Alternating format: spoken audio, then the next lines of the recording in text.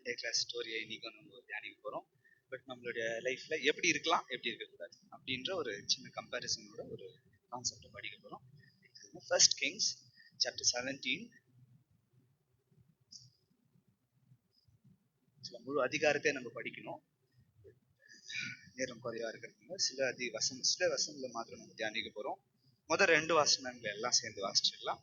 First Kings chapter 17 verses 1 and 2. எடுத்துட்டீங்களா? Bible கொண்டு வராதுங்க, டிவியில் இருக்குது, பார்த்து வாசிங்க. Elijah, Tishbite, the inhabitants of Gilead, said to Ahab, "As the Lord God of Israel lives, before whom I stand, there shall not be dew nor rain these years, except at my word."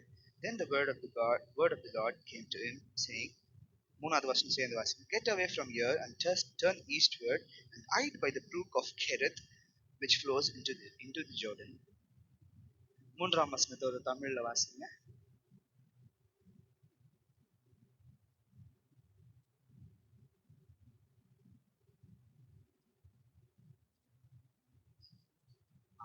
Okay, கவனிங்க. இந்த story எதில் start ஆகுதுன்னா, எலியான்னு சொல்ற ஒரு தீர்க்கதரிசியோட லைஃப்ல இருந்து start ஆகுது. இங்கதான் ஃபர்ஸ்ட் கிங்ஸ் சாப்டர் 17 தான் அவருடைய லைஃப் ஹிஸ்டரி ஸ்டார்ட் ஆகுது. இவர் யாரு அப்படின்னு பாக்குறதுக்கு அதுக்கு முன்னாடி நான் நினைச்சுன்றதை ஃபர்ஸ்ட் நம்ம தெரிஞ்சுக்கணும். தாவீது ராஜாவா இருந்தாரு. தாவீதுக்கு அடுத்து சாலமோன் ராஜாவா இருந்தாரு. சாலமோனுக்கு அடுத்து இஸ்ரவேல் தேசமே 2ஆ பிரிஞ்சிச்சு. ரீசெண்டா கூட தெலுங்கானாவும் ஆந்திராவும் பிரிஞ்சிச்சு வரணும். ஆந்திர பிரதேஷாவே சைட்ல வந்துச்சு. தெலுங்கானான்னு ஒரு புது ஸ்டேட் வந்துச்சு. அந்த மாதிரி இஸ்ரவேல் தேசம் வந்து 2ஆ பிரிஞ்சிச்சு. ஒரு சைடு இஸ்ரேல், இன்னொரு சைடு ஜூடா. புரியுதுங்களா? இஸ்ரவேல் ஒரு செப்பரேட் கண்ட்ரி, ஜூடா ஒரு செப்பரேட் கண்ட்ரியா மாறிச்சு. இந்த இஸ்ரவேல் கண்ட்ரிக்கு ஆல்மோஸ்ட் 20 கிங்ஸ் இருந்தாங்க. ஜூடான்ற கண்ட்ரிக்கு ஆல்மோஸ்ட் 19 கிங்ஸ் இருந்தாங்க. இதை டிவைடட் கிங்டம்னு சொல்லுவாங்க. இந்த 19 கிங்ஸ் பிளஸ் இந்த 20 கிங்ஸ் இருக்கிற அந்த காலத்துல ஒவ்வொரு ராஜா கிட்டையும் ஆண்டவர் என்ன சொல்ல விரும்புறாருன்றத தீர்க்கதரிசிகளை வச்சுதான் சொல்லுவார். இங்கிலீஷ்ல ப்ராஃபெட்ஸ்ன்னு சொல்லுவாங்க. கேள்விப்பட்டிருக்கிறீங்களா? ப்ராஃபெட்ஸ், தமிழ்ல தீர்க்கதரிசின்னு சொல்லுவாங்க. ஒரு ராஜா இருக்கிற அந்த காலத்துல வேற வேற தீர்க்கதரிசிகள் தோன்றுனாங்க. தாவீது இருக்கும்போது, தாவீது ராஜாவா ஆகிறதுக்கு முன்னாடி சாமுவேல்னு ஒரு தீர்க்கதரிசி இருந்தார். தாவீது கிட்ட ஆண்டவர் ஏதோ ஒன்று சொல்லணும் போது வேற தீர்க்கதரிசியை வச்சுதான் பேசினார். புரியுதுங்களா? இந்த மாதிரி இந்த சம்பவம் நடக்கிறது ஆகாப்னு ஒரு ராஜா தீர்க்கதரிசியா இருக்கு. 17th chapter 1st வசனத்துல என்ன சொல்லுது? ஃபர்ஸ்ட் வசனத்தை தமிழ்ல வாசிங்க.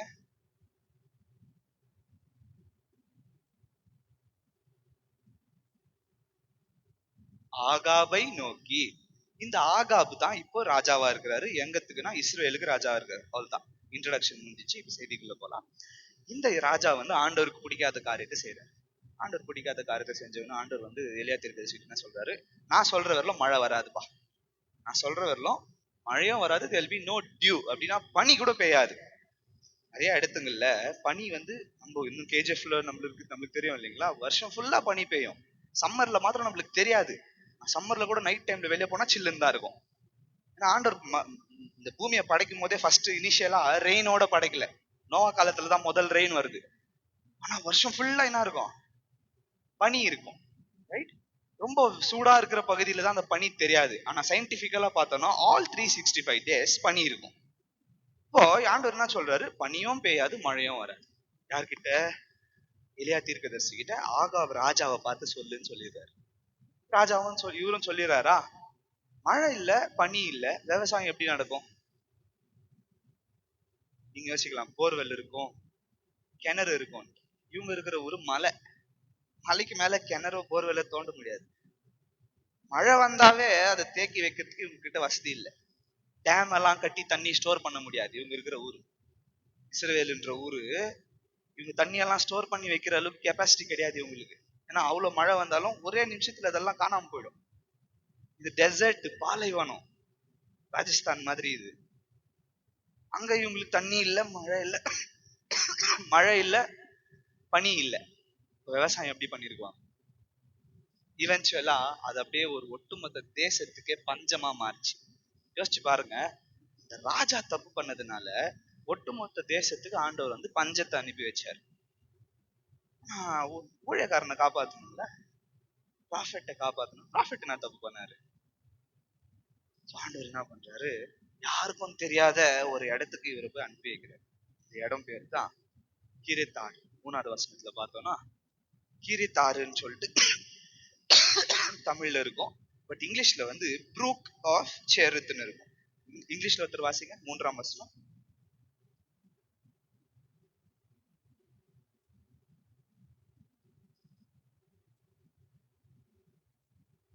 Brook of செருத்.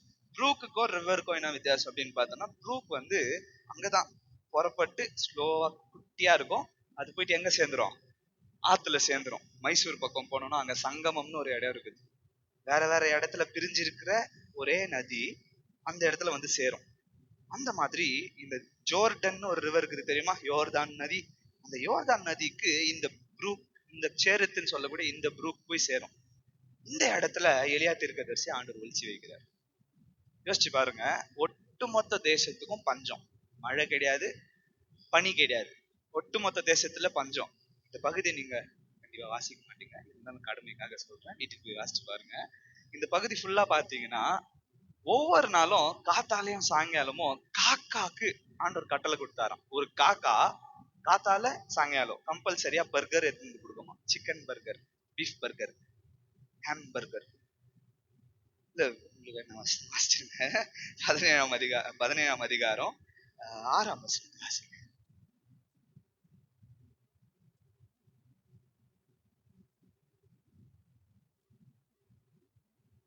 ஓகே, தமிழ்ல வந்து ரொம்ப டீசென்டான வார்த்தை அப்பமும் இறைச்சியும் இருக்குது. பட் இங்கிலீஷ்ல வந்து bread and meet, sandwich, burger. நம்ம சாண்ட்விச் சாப்பிடும் போது எப்படி சாப்பிடுவோம்? மேல ஒரு பிரெட், நடுவுல கறி, கீழே ஒரு பிரெட். இத கம்பல்சரியா காத்தால சாயங்காலம்ட்டு ஒரு காக்கா எடுத்துன்னு வந்து குதிச்சான். ஊரெல்லாம் பஞ்சம், எங்கேயுமே மழை கிடையாது, எங்கேயுமே பனி கிடையாது. ஆனா தீர்க்கதரிசிக்கு காக்கா கொண்டு ஆண்டவர் வந்து சாப்பாடு. நார்மல் டைம்ல அந்த மாதிரி யாரோ நம்மளுக்கு எத்தனை சாப்பாடு கொடுக்குறது ரொம்ப கேஷுவலான விஷயம். ஆனா ஊர்ல யார் வீட்லயுமே சாப்பாடு இல்லையே. சாப்பாடே இல்லாத டைம்ல அப்படி ஒரு கறியும் பிரெட்டும் வருதுன்னா எங்க இருந்து வந்திருக்கும்? அங்கிருந்து. ஓகே, எங்களுக்கு சொல்லி கொடுத்த டீச்சர் எப்படி சொல்லி கொடுத்தாங்கன்னா, ராஜா வீட்டுல வந்து எப்பவுமே ஸ்டோர் ஹவுஸ் இருக்கும் இல்லையா, ராஜா வீட்டுல எப்பவுமே சாப்பாடு இருக்கும் இல்லையா. இந்த காக்கா காண்டு வந்து ராஜா வீட்டு கிச்சனுக்குள்ள போயிட்டு ராஜாக்கு அந்த பர்கர் ரெடி பண்றாங்க பாருங்க. அவர் அதை எடுத்துன்னு போற டைம்ல இந்த காக்கா அங்கிருந்து தூக்கின்னு வந்துருமா. அங்கிருந்து தூக்கின்னு வந்து யாருக்கு கொடுக்குமா? எலியாக்கு கொடுக்கும். இது வந்து பெரிய நதி கிடையாது. பெரிய நதியா இருந்தா எல்லாரும் வந்து தண்ணி பிடிச்சிட்டு போய் விவசாயம் பண்ணிருக்கோங்க. வசனம் சொல்லுது ப்ரூக்கு. ப்ரூக்னா சின்ன காவா மாதிரின்னு வச்சுக்கோங்களேன். இதெல்லாம் டிச்சு காவா, இந்த காவா இல்ல, தண்ணி போற கால்வாய், ரொம்ப சுத்தமான தண்ணி, ஆனா சின்னது. இங்க விவசாயம் பண்ற அளவுக்கு எல்லாம் தண்ணி கிடையாது. ஆனா ஆண்டவர் இந்த நதி வத்துற வரைக்கும் டெய்லி காத்தால சாயங்காலம் இவருக்கு வந்து பர்கர், டெய்லி கறி சாப்பாடு. யாருக்கு? எலியா தீர்க்கதரிசிக்கு. நம்ம ஸ்டோரி இதோட முடியல. இது இந்த ப்ரூக் வத்தி போச்சு. இந்த ப்ரூக்கு வத்தி போனதுக்கு அப்புறமா ஆண்டவர் எலியா தீர்க்கதரிசியை பார்த்து சொல்றாரு, நீ கொஞ்சம் தூரம் இப்படி போப்பா, ஈஸ்ட் சைட்ல போப்பா, அங்க சாரிபாத்னு ஒரு ஊர் இருக்குது. அந்த ஊருக்கு நீ போனீங்கன்னா அங்க ஒரு விடோ இருப்பாங்க, ஒரு விதவை இருப்பாங்க. அவங்க வீட்டுக்கு நீ போ, அவங்க வீட்டுல தான் உன்னை நான் சாப்பிட்டு வைக்க போறேன் அப்படின்னு ஆண்டவர் சொல்லிடுவார். யோசிச்சு பாருங்க, இப்பவும் ஒட்டுமொத்த தேசத்துல என்ன இருக்குது? பஞ்சம் இருக்குது. பஞ்சத்துல இவங்க ஏற்கனவே கஷ்டப்பட்டு இருக்கிறாங்க. இவர் சாரிபாத்ன்ற அந்த ஊருக்கு போறாரு. நம்ம எல்லாருக்குமே தெரியும் இல்லையா, பாட்டுல எல்லாம் கூட வரும்ல, எலியாவின் வார்த்தையாலே சாரிபாத் விதவை வீட்டில் எண்ணெய் மாவு குறையவில்லையே அப்படின்ட்டு ஒரு லைன் வருது பாருங்க. அந்த மாதிரி இவர் அந்த சாரிபாத்தின் ஊருக்கு போறாரு. அந்த ஊர்ல எவ்வளவு வீடியோஸ் இருந்திருப்பாங்க. ஆனா ஆண்டவருக்கு காட்டுறாரு இந்த வீடியோ தான் அப்படின்னு. அவங்க அந்த இடத்துல வெறுகு பொறுக்கின்னுங்கிறாங்க. அவங்க ஸ்டோரி என்னன்னு பார்த்தா, பஞ்சத்துல கடைசியா இவ்வளவு தான் எண்ணெய் இருக்குது, இவ்வளவு தான் மாவு இருக்குது. மிஞ்சி போனா 2 ரொட்டி வரும். அதுல 2 ரொட்டி செய்யற அளவுக்கு எண்ணெயும் மாவும் அவங்க வீட்டுல இருக்குது. 2 ரொட்டி செய்யறதுக்கு. அவங்க ஏற்கனவே வசனம் சொல்றது அவங்க விடோனா ஹஸ்பண்ட் மறிச்சிட்டாங்க. அவங்களுக்கு ஒரு பையன், குட்டி பையன். இவங்க 2 பேர் இருக்கிறாங்க. அவங்க சொல்றாங்க, என்கிட்ட கொஞ்சம் எண்ணெய் தான் இருக்குது, இதை சாப்பிட்டுட்டு நானும் என் மகனும் செத்துற போறோம். கடைசியா லாஸ்ட் சப்பர், லாஸ்ட் மீல், இதை நாங்க சாப்பிட்டு என்ன பண்ண போறோம்? செத்துடுறோம் அப்படின்ட்டு தீர்க்கதரிசி கிட்ட சொல்றாங்க. தீர்க்கதரிசி சொல்றாரு, இல்லம்மா நீ வந்து சாவ மாட்ட, நீ போ, இப்ப அது சமி. இந்த பஞ்சகாலம் முடிகிற வரலும் உன் வீட்டுல எண்ணெயும் மாவும் குறையாதுன்ட்டு தீர்க்கதரிசி சொல்றாரு. இவங்களும் போயிட்டு ரொட்டி அந்த ஒரு ஒரு சின்ன பேக்ல இருந்து நம்ம மாவு மாவு டப்பா இருக்குது இல்லையா, அதுலயே பிசைவோம் மாவை. டப்பால இருந்து எடுத்து பாத்திரத்துல போட்டு பிசைவோம் இல்லையா, டப்பால இருந்து ஒரு ஸ்கூப் எடுத்து பாத்திரத்துல போட்டாங்களாம். காலி ஆயிடணும்ல, பார்த்தா அப்படியே இருக்குதான். மறுபடியும் இன்னொரு ஸ்கூப் எடுத்து போட்டாங்களாம், மறுபடியும் இன்னொரு ஸ்கூப் எடுத்து போட்டாங்களாம், மறுபடியும் இன்னொரு ஸ்கூப். ஏற்கனவே பஞ்சத்துல அடிப்பட்டவங்க எவ்வளவு பசியில இருக்குவாங்க. எனக்கு 10 ரொட்டி, என் பையனுக்கு 10 ரொட்டி, சரி தீர்க்கதரிசி வந்துட்டார் அவருக்கு ஒரு 2 ரொட்டி அப்படின்னு எத்து எத்து போட்டுனேங்கிறாங்களா. வந்துனேக்குதான். பெசறதுக்கு எண்ணெய் வேணும்ல, ரொட்டி தவா மேல ஊத்துறதுக்கு எண்ணெய் வேணும்ல, எண்ணெய் மொண்டு ஊத்துறாங்க, திருப்பி பார்த்தா எண்ணெய் அப்படியே இருக்குது. திருப்பி மொண்டு ஊத்துறாங்க, திருப்பி அப்படியே இருக்குது. இதெல்லாம் எங்கடா அப்பா கண்டுபிடிச்சேன்னு வசனத்திலே இருக்குது.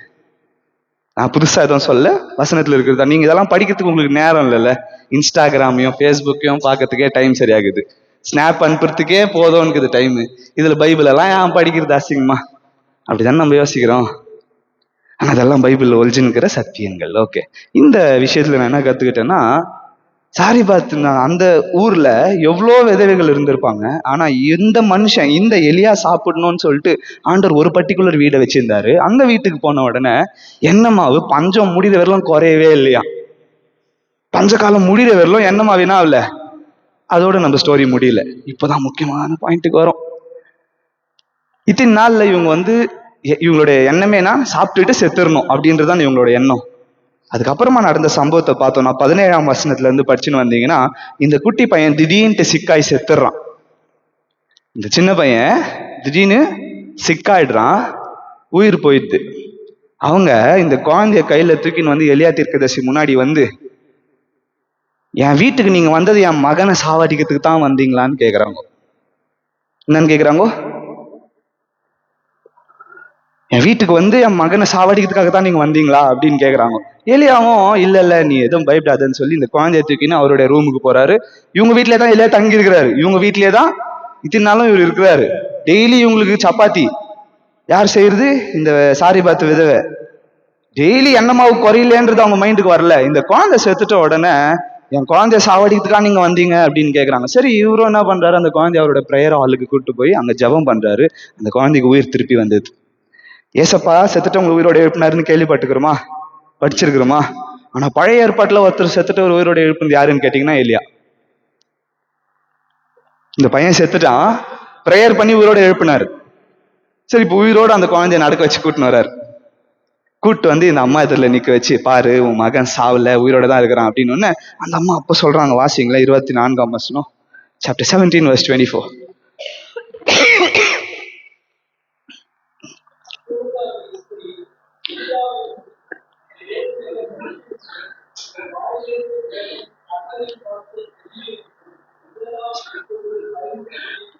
ஓகே, அது திருப்பி லாஸ்ட் லைன் மாத்திரம் எல்லாரும் சேர்ந்து படிங்களேன். இதனால் இப்பொழுது அறிந்திருக்கிறேன் என்றால். யோசிச்சு பாருங்க, இந்த டைம் லைன் பார்த்தோம்னா 3 வருஷம் ஆகுது. இந்த பஞ்சம் முடியறதுக்கு எத்தனை வருஷம் ஆகுது? 3 வருஷமா டெய்லி சாப்பாடு இருந்தாலும் தான் இவங்க வீட்டுல. எலியா அவங்க வீட்டுக்கு போனதுக்கு அப்புறம் தான் டெய்லி சாப்பாடு. இதுக்கு முன்னாடி அவங்க நிலைமை என்ன? நானும் என் பையனும் சாப்பிட்டுட்டு செத்துடுறோம். 3 வருஷத்துக்கு முன்னாடியே சாவ வேண்டிய பையன், 3 வருஷத்துக்கு முன்னாடியே செத்துருக்க வேண்டிய பையன் இந்த தீர்க்கதரிசி வீட்டுக்கு வந்ததுனால சாப்பாடு வந்துச்சு. ஆனா அவங்க அதெல்லாத்தையும் மறந்துட்டாங்க. இந்த பையன் செத்துட்டவன் உயிரோட வந்ததுக்கு அப்புறமா தான் ஆண்டவர் மேலே விசுவாசம் வச்சாங்களாம்.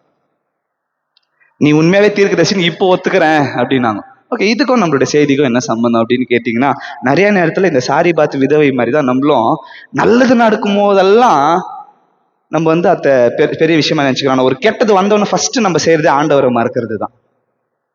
நம்மளுக்கு ஒரு தீங்கு வந்த உடனே ஃபர்ஸ்ட் நம்ம மைண்டுக்கு வர்றது என்ன சொல்லு? இந்த கடவுள் கண்ணுக்குதா, மூக்குக்குதா, வாய்க்குதா? யாரோ என்னென்னவோ தப்பு பண்றாங்க, அவங்க எல்லாம் சந்தோஷமா இருக்கிறாங்க, எனக்கு மாத்திரம் இது வருதே அப்படின்னு சொன்னதில்லை நீங்கெல்லாம்? சொல்லலன்னா ஒருவேளை நீங்களாம் ரொம்ப பரிசுத்தவான்கள். நான் சொல்லிக்கிறேன், யாரோ தப்பு பண்ணி அவங்க எல்லாம் நல்லா இருக்குவாங்க, நான் மாத்திரம் கரெக்டான செஞ்சிருக்குவேன் நான் நினைச்சுன்னுக்குவேன். எனக்கு ஏதோ ஒரு தப்பு மிஸ்டேக் ஆயிட்டு அப்ப என்ன தோணும் நம்மளுக்கு? பாரு, ஆண்டவர் என்னை கைவிட்டாரு, எனக்கு பிரச்சனை நேக்குது. இந்த சாரிபாத் விதவை கூட அப்படிதான் யோசிச்சான். 3 வருஷமா சாப்பாடு தண்ணி இல்லாத ஊர் ஃபுல்லா பஞ்சம் இருக்கிற அந்த சீசன்ல இவங்க வீட்டுல சாப்பாடு இருந்துச்சு. என்டையர் கண்ட்ரி பஞ்சத்துல அடிபட்டு இருக்குது. ஒரு வீட்டுக்கு வந்தா அது வறுமை, பாவர்ட்டி. ஒரே ஒரு வீட்டுல சாப்பாடு இல்லைன்னா அவங்க வீட்டுல மாத்திரம் சாப்பாடு இல்லை, அது பேர் பாவர்ட்டி, பஞ்சம், சாரி வறுமை. ஆனா ஒட்டுமொத்த தேசத்துக்கு வந்துச்சுன்னா அது பஞ்சம். இது நான் சொல்லி நிற்கிறது பஞ்ச காலத்துல. ஒட்டுமொத்த தேசத்துக்கு பஞ்சம் வந்திருக்கிற காலத்துல இந்த ஒரு அம்மா வீட்டுல மாத்திரம் சாப்பாடு எப்பவுமே இருந்துச்சு. யோசிச்சு பாருங்க, சொந்தக்காரங்க எல்லாம் இவங்க வீட்டுக்கு வந்திருக்க மாட்டாங்களா? வீட்டுல யார் வீட்லயும் சாப்பாடு இல்லை, இவங்க வீட்டுல மாத்திரம் daily chapati, daily parotta, daily butter நான். வந்திருக்க மாட்டாங்களா இவங்க வீட்டுக்கு? விட்டு போயிட்டு சொந்தக்காரெல்லாம் கூட ரிட்டர்ன் வந்திருக்குவாங்கல்ல, அட்லீஸ்ட் இவங்க வீட்டுக்கு போனா சாப்பாடு கிடைக்குதுன்றதுக்காக. இப்போ அந்த ஊர்ல ஃபேமஸ் ஆயிட்டுக்குவாங்கல்ல இவங்க வீட்டுக்கு போனா சாப்பாடு இருக்கும்னு. அதெல்லாம் மறந்துட்டாங்க. ஒரு பிரச்சனை வந்த உடனே நீ எல்லாம் ஒரு தீர்க்கதரிசியா, என் பையனை சாவடிக்கிறதுக்கு தான் என் வீட்டுக்கு வந்தியான்னு கேட்கறான். ஒருவேளை அந்த மென்டாலிட்டியில நீங்க இருந்தீங்கன்னா உடனே மனம் திரும்புகிற டைம் இது. ஆண்டவரை பார்த்து நம்ம கேள்வி கேட்கிற அளவுக்கு நம்ம நல்லவங்க கிடையாது. ஆண்டவர் நம்ம வாழ்க்கையில ஏதோ ஒரு விஷயத்த அனுமதிச்சாருன்னா ஏன் இதை இப்படி பண்ணீங்கன்னு கேட்கிற அளவுக்கு நம்ம நல்லவங்க கிடையாது. யாராவது சொல்ல முடியுமா நான் 100% பெர்ஃபெக்ட், நான் பாவமே செஞ்சது இல்லை, ரொம்ப 100% பரிசுத்தவான் நான்ட்டு? ஒருவேளை அந்த கேட்டகரியில நீங்க இருந்தீங்கன்னா this is not a place for you. இது உங்களுக்கான இடம் இல்லை, உங்களுக்கான இடம் பரலோகம். நீங்க இவ்வளவு நேரத்துக்கு ஆண்டவர் தூக்கிட்டு வர உங்களை பாவமே செய்யாத ரொம்ப நல்லவங்களா நீங்க இருந்தா. யோசிச்சு பாருங்க, நம்மளுக்கு ஒரு கெட்டது நடக்குது, ஒரு கஷ்டம் வருதுன்னும் போது நம்ம மைண்ட் ஃபர்ஸ்ட் தோன்றது ஆண்டவர் இல்ல, ஆண்டவர் என்ன இந்த கஷ்டத்துல இருந்து மீட்டர்ல, எனக்கு இந்த பிரச்சனை வந்துச்சு ஏன்னா காட் டசன்ட் எக்ஸிஸ்ட். இல்ல ஒருவேளை ஆண்டவர் என் கூட இல்ல, ஆண்டவர் என்னை காப்பாத்தல அப்படின்னு ஆண்டவர் மேலே கோவம் வந்தது. ஆனா இதுல சொல்யூஷன் என்ன தெரியுமா? நீ அவரை விசுவாசிக்கிறியோ இல்லையோ, அவர் உனக்கு செய்ய வேண்டிய அற்புதத்தை செஞ்சிடறார். இந்த அம்மாக்கு தெரியுமா அந்த பையன் உயிரோட வந்துருவான்னு? இவங்க யோசிச்சிருப்பாங்களா? செத்துட்டான் பையன், செத்துட்ட குழந்தைய தீர்க்கதரிசிக்கு காமிச்சு தீர்க்கதரிசி திட்டினுங்கிறாங்க, இதுக்குதான் என் வீட்டுக்கு வந்தியான்னு. 3 வருஷமா சாப்பாடு போட்டு ஒரு கண்ணுக்கு தெரியல. ஆனா தீர்க்கதரிசி அந்த குழந்தைய வாங்கிட்டு இவங்களை மறுபடியும் திட்டல, குழந்தைக்காக ஜபம் பண்ணி உயிரோட எழுப்பினாரு. இப்ப குழந்தை உயிரோடு இருக்குது. அம்மா கிட்ட எடுத்து வந்து காட்டுறாரு, பாரு உங்க குழந்தை என்னவா இருக்கிறான், உயிரோட தான் இருக்கிறான், ஜீவனோட தான் இருக்கிறான், இவன் மறிச்சு போகலன்னு சொல்லி. ஸோ நம்ம வாழ்க்கையில எப்படி இருக்கலாம் அப்படின்னு பார்த்தோம்னா, ஃபர்ஸ்ட் இந்த சாரிபாத் விதவை என்ன பண்ணாங்கன்னா, வீட்டுல சாப்பாடு இல்லைன்ற ஒரு நிலைமையில கூட தீர்க்கதரிசிக்கு சாப்பாடு பண்ணணும்னு நினைச்சாங்க. அந்த குணத்தை அவங்க கிட்ட இருந்து கத்துக்குங்க. அவங்க கிட்ட இருந்து எதை கத்துக்கலாம், எப்படி இருக்கலாம்? எதுவுமே நம்ம கிட்ட இல்லைனாலும் ஆண்டவர் சொல்றதை செய்யணும்ன்றதை கத்துக்கலாம். அவங்க கிட்ட எது கத்துக்க கூடாது தெரியுமா? ஆண்டவர் எவ்வளவு நன்மை செஞ்சாலும் அது எல்லாத்தையும் மறந்துட்டு பிரச்சனையை மாத்திரம் ஹைலைட் பண்ணாங்க பாரு, அத்தை மறந்துடலாம். புரியுதுங்களா? சீரியஸா புரியுதுங்களா? ஓகே, இந்த 2 விஷயத்தை தான் இன்னைக்கு நான் உங்க காத்தால உங்ககிட்ட சொல்றதுக்கு வந்தேன். ஃபர்ஸ்ட், ஆண்டவர் நம்மளுக்கு என்ன சொல்றாரோ அதை செஞ்சிடணும்.